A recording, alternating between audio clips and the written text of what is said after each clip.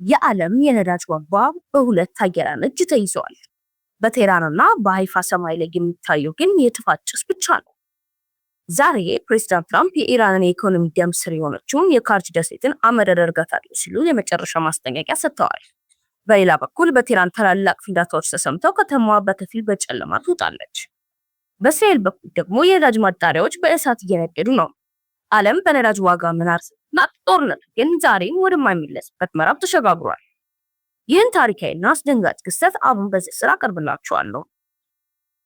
ዛሬ ዓለማችን በመካከለኛው ምስራቅ ለ30 ቀናት የዘለቀው የአሜሪካ የእስራኤልና የኢራን ጦርነት እጅግ አደገኛ ደረጃ ላይ ደርሷል።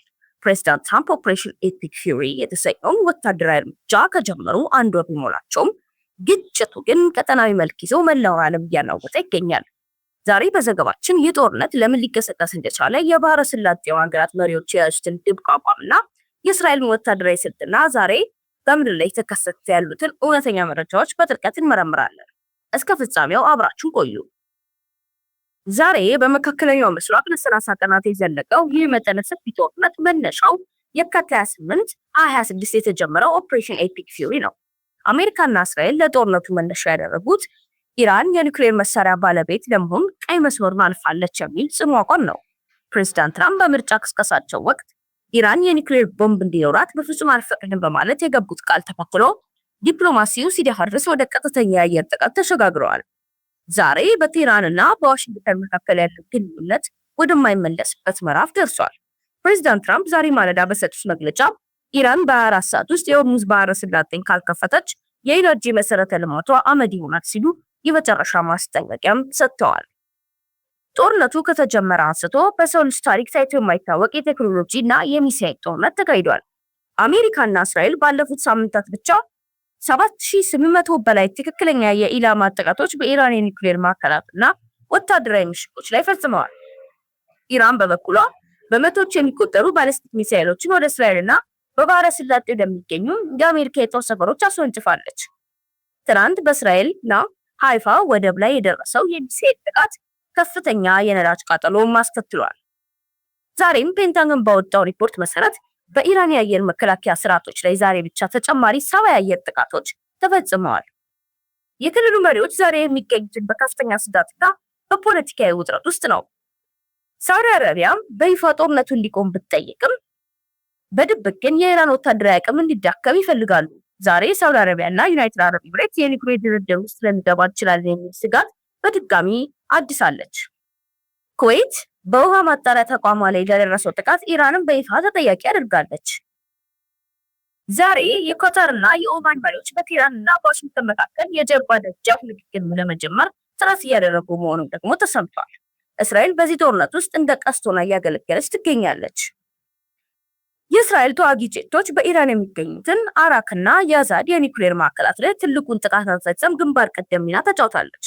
ጠቅላይ ሚኒስትር ቤንያሚን ኔታንያሁ ዛሬ በሰጡት መግለጫ የኢራን መንግስት ከውስጥ እንዲፈርስ የሚደረገው ስልታዊ ጫና ግማሽ መንገድ ማለፉን ተናግረዋል። ዛሬ የእስራኤል ጦር አይዲኤፍ በሊባኖስ ድንበር በኩል የሄዝቦላ ጋር ባደረገው ውጊያ 4 ወታደሮች መገደላቸውን በይፋ አረጋግጧል። ፕሬዚዳንት ትራምፕ የኢራንን ኢኮኖሚ ደም ስር የሆነችውን የካርች ደሴት የነዳጅ ተርሚናል ሙሉ በሙሉ እንዲያጠፉ ዛሬ ዝተዋል።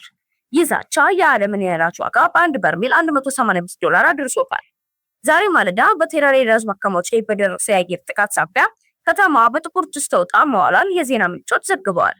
በባህረ ሰላጤው ውስጥ በነዳጅ ጫኝ መርከብ ላይ በደረሰ ጥቃት ሳቢያ ከፍተኛ የነዳጅ መፍሰስ አደጋ ሲከሰት እንደሚችል ዛሬ በዱባይ ማስጠንቀቂያ ተሰጥቷል። ፕሬዝዳንት ትራምፕ ከኢራን ፓርላማ አፈ ጉባኤ መሐመድ ባጋር ጋሊባፍ ጋር ምስጢራዊ ቴሌፎን ንግግር ማድረጋቸው ደግሞ ዛሬ በሰጡት ቃለ መጠይቅ ፍንጭ ሰጥተዋል። ጦርነቱ ከተጀመረ አንስቶ ባለፉት 4 ሳምንታት ውስጥ በሰው ልጅ ታሪክ ታይቶ የማይታወቅ የቴክኖሎጂና የሚሳይል ጦርነት ተካሂዷል። በዘመቻው የመጀመሪያው ቀናት አሜሪካና እስራኤል በጋራ በመሆን በኢራን የኒውክሌር ማዕከላት፣ በረጅም ርቀት ሚሳይል ማከማቻዎችና በከፍተኛ ወታደራዊ አመራሮች ላይ አስቀድሜ እንዳልኩት ከ7800 በላይ ትክክለኛ የኢላማ ጥቃቶች ፈጽመዋል። ይህም የኢራን የአየር መከላከያ ስርዓት በከፍተኛ ሁኔታ አዳክሞታል። ኢራን በበኩሏ በመቶዎች የሚቆጠሩ ፋሳ 2 እና ሻሃብ 3 የተሰኙ ባሊስቲክ ሚሳይሎችን ወደ እስራኤልና በባህረ ሰላጤው ወደሚገኙ አሜሪካ የጦር ሰፈሮች አስወንጭፋለች። ትናንት በእስራኤል ሃይፋ ወደብ ላይ በደረሰ ጥቃት ትልቅ የነዳጅ ማጣሪያ መጋዘን መውደሙና አካባቢ በጥቁር ጭስ መሸፈኑ ተረጋግጧል። የኢራን አብዮታዊ ዘበኛ የባህር ኃይል አዛዥ መገደላቸው ተከትሎ 120 በላይ የኢራን ፈጣን የጦር መርከቦች በአሜሪካ ድሮኖች ባህር ሰርጓጅ መርከቦች መውደማቸው የፔንታገን መረጃዎች ያሳያሉ። ፕሬዚዳንት ትራምፕም ከኢራን ፓርላማ አፈ ጉባኤ ጋር መሐመድ ባጋር ቃሊባፍ ጋር ሚስጥራዊ ቴሌፎን ንግግር በማድረጋቸው ጦርነቱን ለማቆም ሁኔታዎችን እያመቻቹ መሆኑን ዛሬ በሰጡት ቃለ መጠይቅ ፍንጭ ሰጥተዋል። ጦርነቱ እንዲቆም አጎራባች ሀገራት ትልቅ አቋም ቢኖራቸውም በድብቅ ግን የፕሬዚዳንት ትራምፕ እርምጃ የኢራንን ቀጠናዊ ተጽዕኖ ሙሉ በሙሉ እንዲያጠፋ ግፊት እያደረጉ መሆኑን ደግሞ የዲፕሎማሲ ምንጮች ይጠይቃሉ። ይህም ኢራን የኒውክሌር ቦምብ ከሰራች ለደህንነታቸው ዋና ስጋት ሊሆን እንደሚችል በመጥቀስ ነው። ዛሬ የታዩት ክስተቶች ጦርነቱ ከወታደራዊ ግጭት ባለፈ የዓለምን ሕልውና እየፈተነ መሆኑን ያረጋገጡ ናቸው።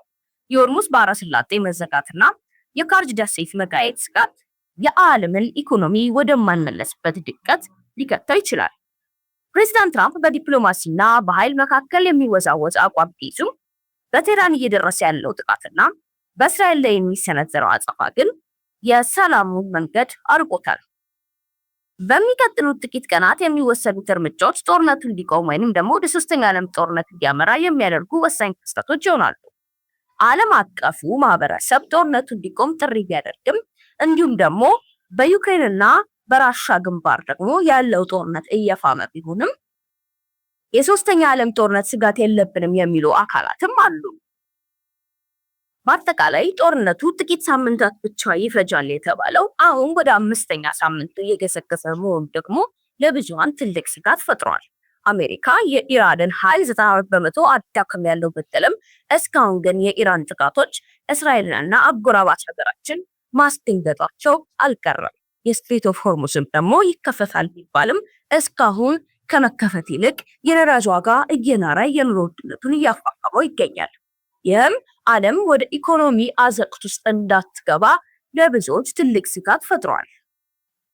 ይህንን በእውነተኛ መረጃዎች ላይ የተመሰረተና እጅግ ወሳኝ ዘገባ እስከ ፍጻሜው ስለተከታተላችሁ እናመሰግናለን።